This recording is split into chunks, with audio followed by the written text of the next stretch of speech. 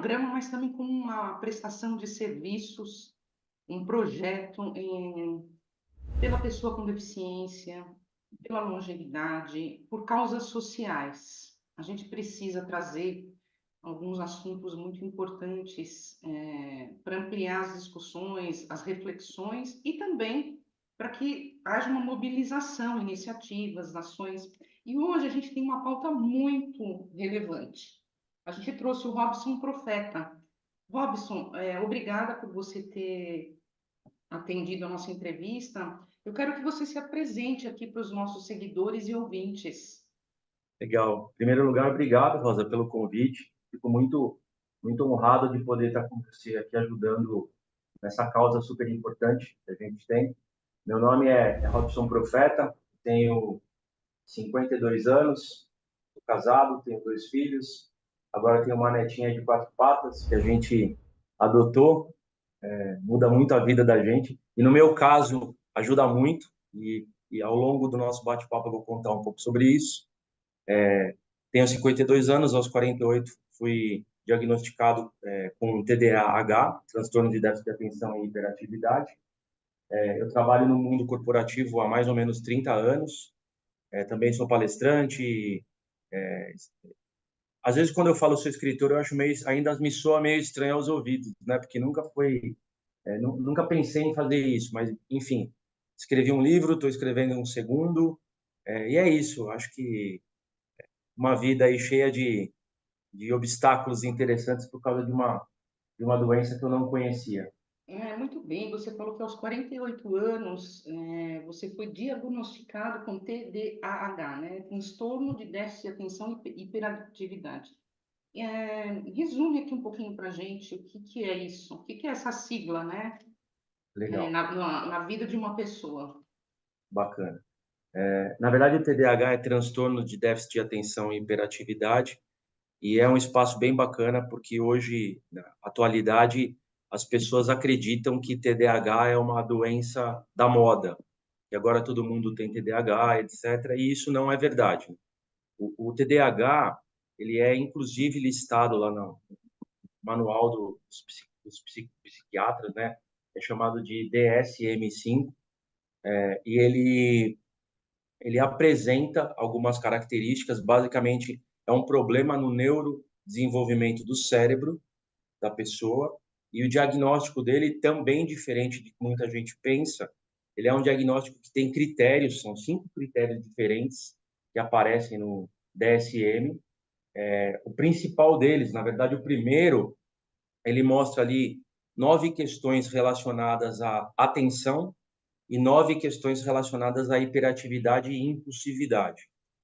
Então, uma pessoa com TDAH é um tanto quanto diferente de uma pessoa que tem várias informações chegando ao mesmo tempo. A gente está numa sociedade que pinga informação de todos os lados, então a pessoa esquece alguma coisa, está confusa porque tem muita coisa para fazer. Isso não tem nada a ver com um TDAH. Eu vou te dar uns exemplos bem fáceis de entender a diferença. No ano passado, eu acho que acabou a gasolina do meu carro umas 8 vezes na estrada. Então, assim, acabou a gasolina.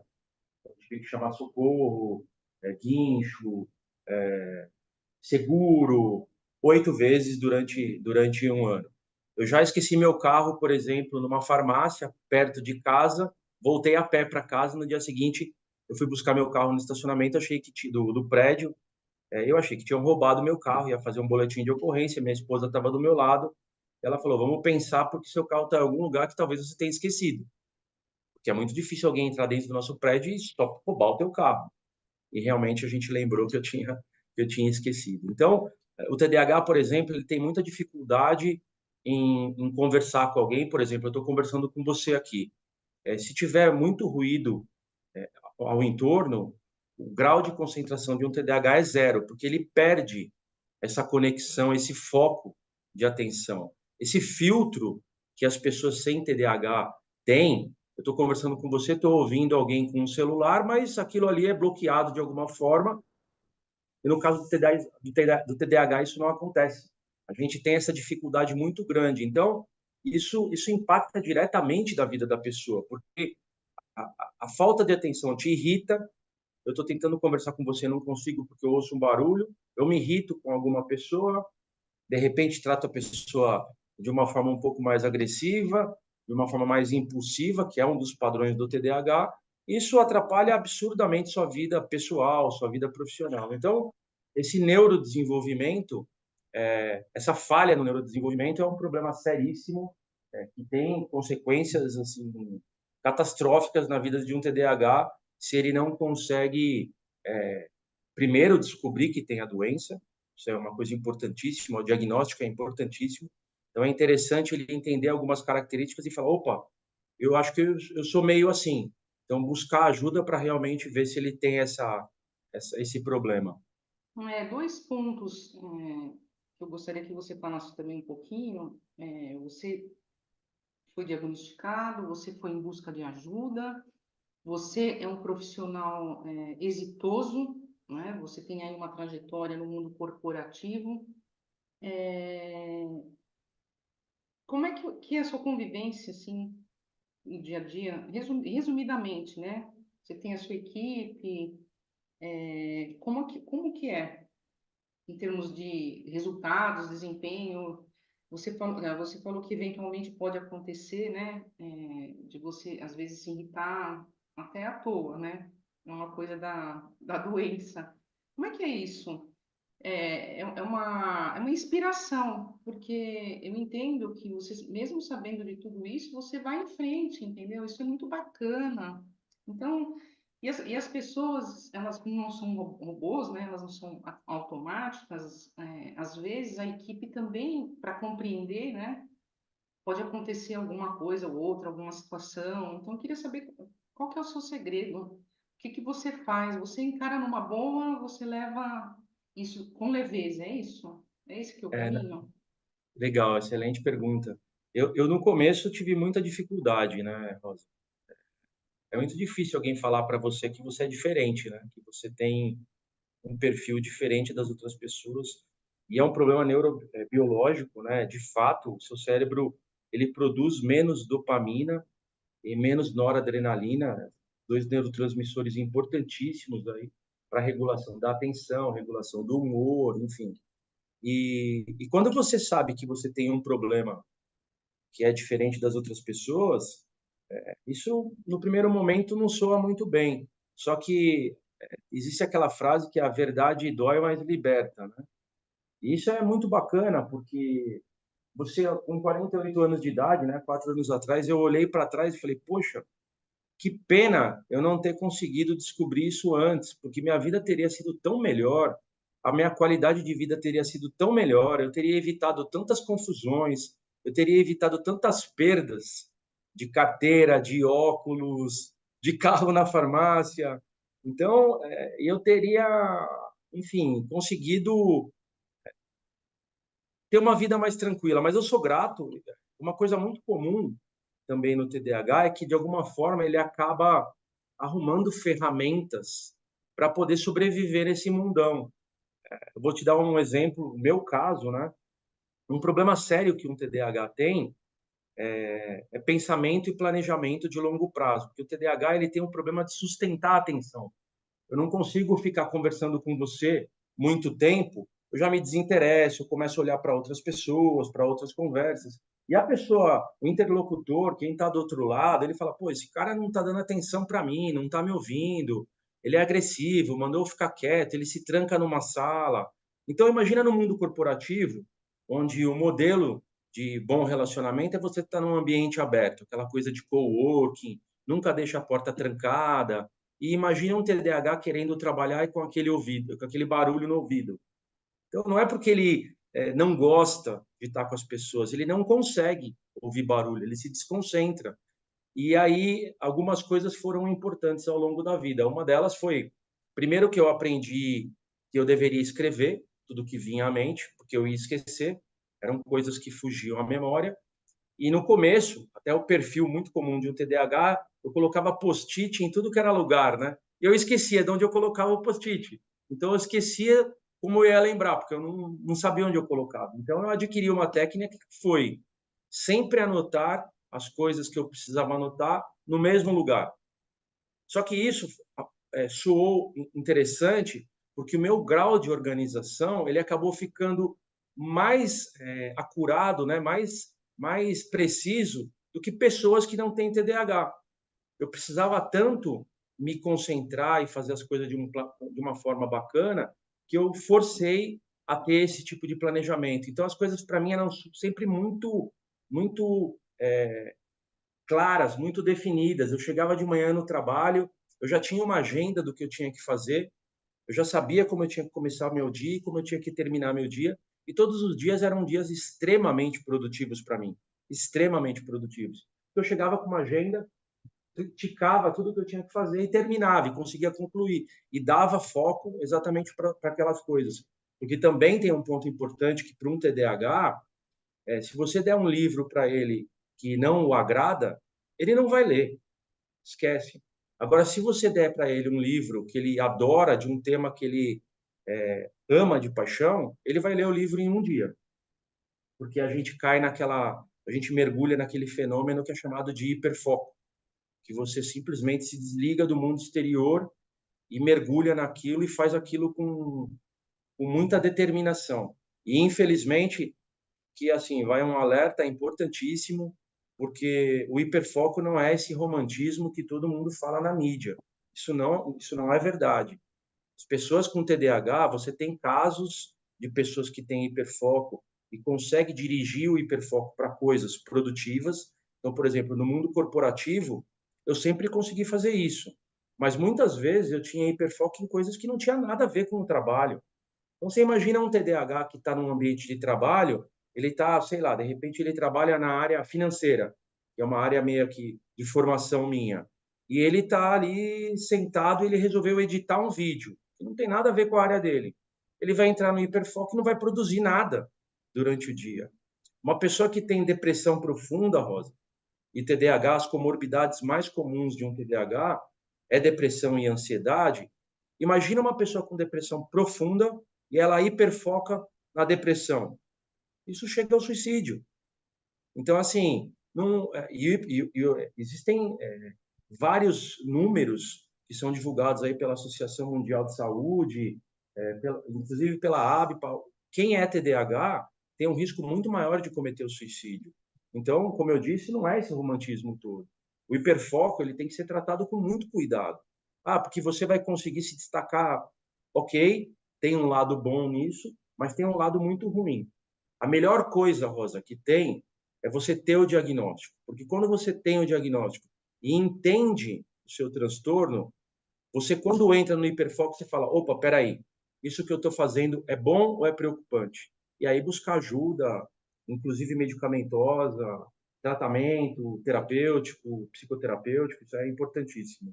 Excelente a sua explicação. Eu nem quis te interromper, porque realmente foi uma aula, né? Muito importante a gente trazer a experiência de um profissional que está aí mostrando o seu talento, o seu propósito, os seus objetivos.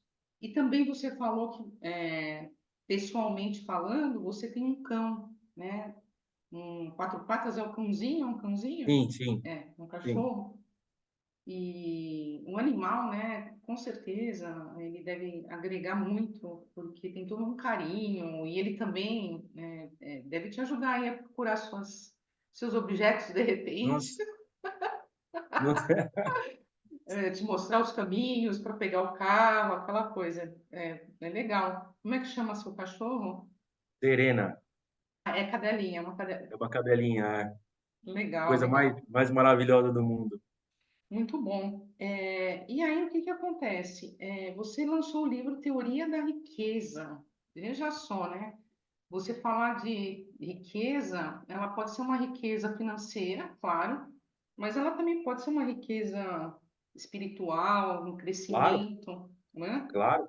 Então, aí acho que você uniu, um bom título, você trouxe um bom título para o seu livro. Você falou que você traz cases de sucesso na sua trajetória, né? Uhum. E aí, além disso, você traz uma nova forma de pensar no âmbito financeiro, que não, o segmento financeiro não é fácil. Ele é repleto de desafios, assim, às vezes parecem que são impossíveis, né? E aí Chato pra caramba. você trouxe também a proposta do autoconhecimento. Me fala como é que você uniu, né, essa nova forma de pensar no âmbito financeiro com autoconhecimento no livro. Bacana, bacana. Primeiro, uma coisa curiosa, né? Quando eu escrevi o livro, eu não tinha ainda o diagnóstico de TDAH. Então, a ideia do livro, na verdade, não era escrever um livro, né, Rosa? A ideia do livro, eu queria fazer uma pesquisa de campo, meio que fosse algum processo meio que científico mesmo, fazer uma busca no mercado, entrevistar pessoas para entender um pouquinho como era o comportamento delas no tocante ao sucesso, relacionado ao sucesso. Então, depois de entrevistar bastante pessoas, eu percebi que existia um padrão de comportamento das pessoas bem-sucedidas. E veja bem, quando eu falo bem-sucedida, não é só financeiramente ou necessariamente ter o financeiro no meio. Eram pessoas que se sentiam completas, né? Sentiam, a gente chama fulfillment, né? A sensação de plenitude.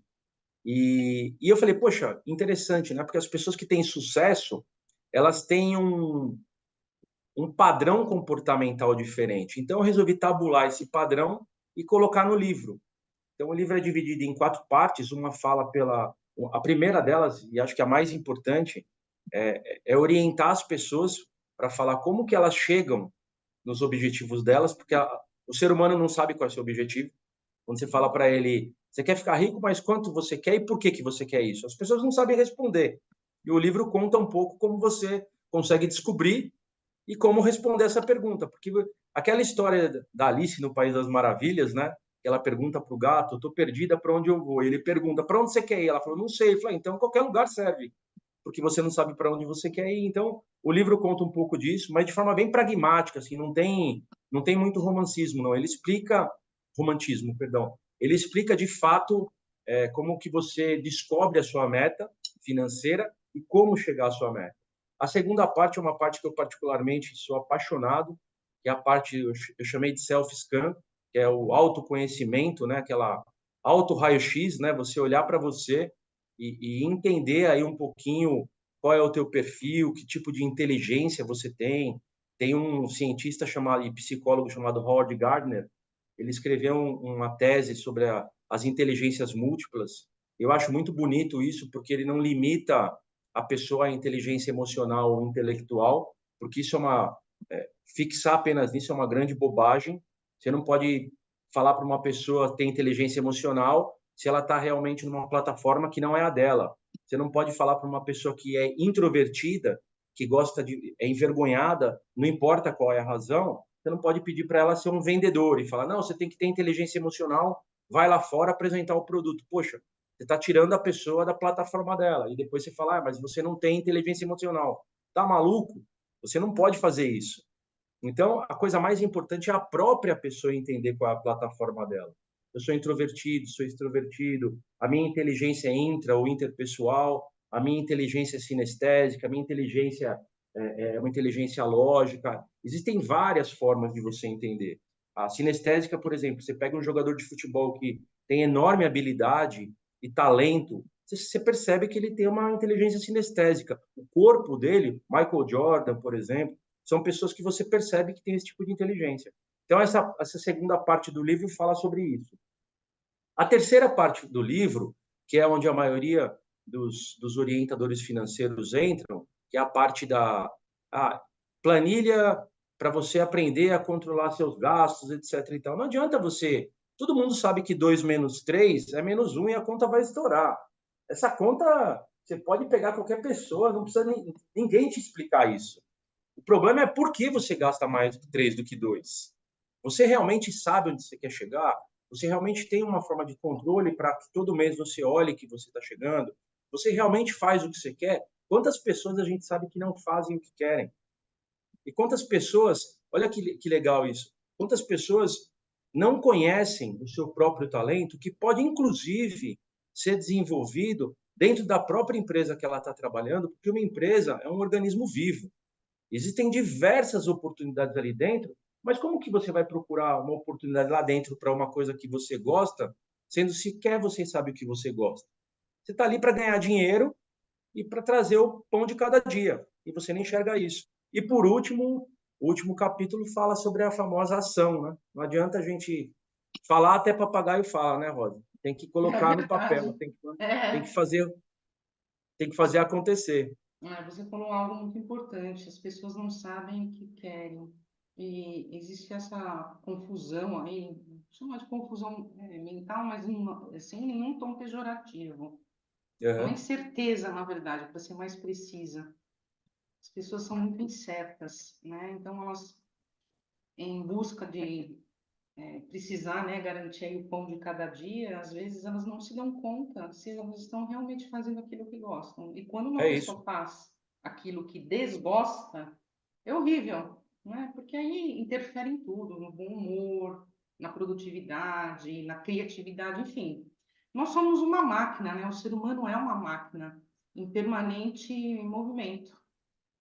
Somos uma engrenagem. Se alguma coisa aí falhar, já começa a trazer probleminhas para outra parte, né? E aí eu quero É só isso saber, mesmo. assim, qual que é a editora do livro Teoria da Riqueza? Esse livro está à venda? Sim, Como é que sim, é? encontra. Se você entrar na internet, você encontra ele em todas as plataformas digitais. Aí digita Teoria da Riqueza, der uma googada, você consegue encontrar em Ah, várias locais entendi. diferentes. E a editora qual que é? Chama Forte Editora. É uma Forte. editora forte, com PH, forte, né? Mas é forte. Aporte. Mas P-H-O-R-T-E. é isso. Mas leia-se forte mesmo. É uma editora muito mais focada nessa parte educacional, então foi bem Bacana. bacana, porque a ideia era realmente essa. E eu quero que você deixe uma mensagem aqui para se despedir dessa edição. A gente pode fazer uma outra lá na frente, enfim. Foi muito boa a sua Legal, entrevista. Eu acredito que quem ouvir e quem assistir vai gostar muito. legal. Em primeiro lugar, mais uma vez, Rosa, obrigado pelo convite. Acho que a ideia é a gente poder divulgar isso para as pessoas, é muito importante. Eu quero que fique à vontade depois de dividir meu contato com algum colega aí que tem algum tipo de problema, de dificuldade. Se você quiser A falar, gente pode falar. legal, legal. Meu e-mail é rp R de Robson e P de Profeta. rp@robsonprofeta.com.br e o meu site é www.robsonprofeta.com.br. Lá tem todos os detalhes e o que o pessoal puder precisar de ajuda, eu tô realmente à disposição. E acho que a mensagem que fica não é para quem tem TDAH. Primeiro, a gente não é TDAH, a gente tem TDAH. Nós somos muito mais do que um transtorno, né? Mas a mensagem que fica não é para os colegas que têm transtorno, é o chamado, não é para o pessoal que tem da neurodiversidade, os TEAs, os TDAHs, os TAGs, os Tourettes, não é para esse pessoal. É para quem supostamente não tem nenhum transtorno. É preciso entender hoje que no mundo existem pessoas que pensam diferente e agem diferente e elas não fazem isso necessariamente porque elas querem. Você não consegue fazer um julgamento de uma pessoa porque ela simplesmente não tem um neurotransmissor de tal forma que tem na sua cabeça. Ele simplesmente é diferente. No meu caso, a ausência, e no caso de um esquizofrênico que vê coisas, é excesso. Então, é uma simples regulação. Todos nós temos um pouquinho de neurodiversidade. Todos nós temos um pouquinho de irritabilidade, de esquecimento e de problemas que, quiçá, a gente conhece.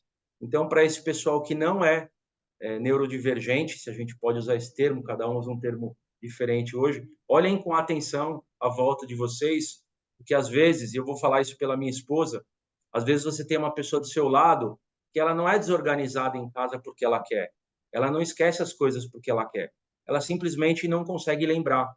Então, a gente tem que olhar com o coração aberto para as pessoas em volta da gente e abrir o coração para ajudar. Isso é muito bacana. Quanto mais a gente fizer isso, mais legal vai ficar o nosso mundo. Aliás, um mundo que precisa tanto de coração, né? Acho que é Exatamente. isso. Nossa, estou até emocionada aqui com a sua E- mensagem, es- porque Estamos. estender a mão hoje é algo muito raro, né?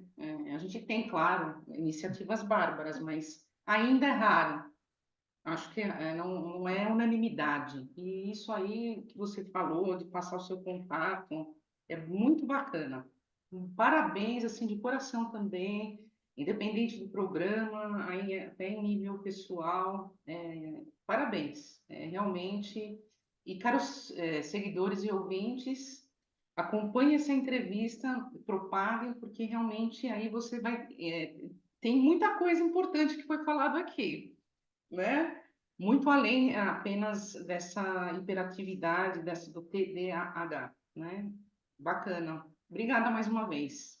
Eu Caros que agradeço. seguidores, caros seguidores e ouvintes, essa foi a edição do programa Inclusive de hoje.